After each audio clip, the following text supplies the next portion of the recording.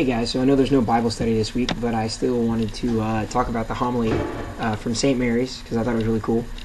So in the Gospel, Jesus and disciples, they're going on a trip, and they're traveling by themselves. And the reason that they're traveling by themselves is because Jesus, it's a one-on-one time with Jesus in the 12, and he's teaching them. And they were having trouble understanding the kingdom of heaven.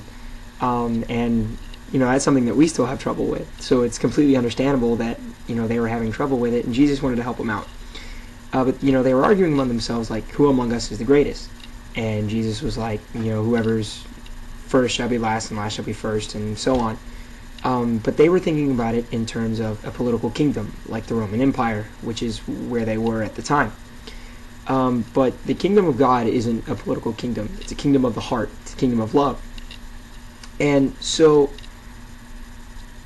what we should strive for is to make the decision to love God and to be his humble servant. And in doing so, that's how we become a citizen of the kingdom of heaven, the kingdom of God, the kingdom of the heart. As opposed to, there are two kingdoms, the kingdom of the heart, kingdom of God, and then there's our worldly kingdom here on earth. So to love God with all of our heart and be his humble servant, that's being a part of the kingdom of God, kingdom of the heart.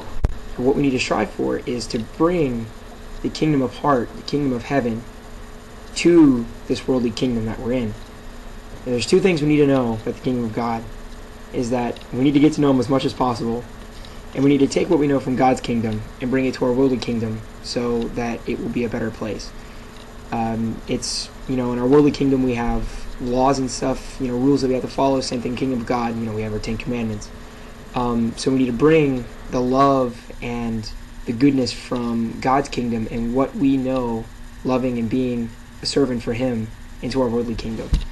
So that's the task for this week. Try and make the world that you live in more like the kingdom of God by being an imitator of him and being a humble servant of God. You guys have a good week. I will see y'all next Tuesday. God bless.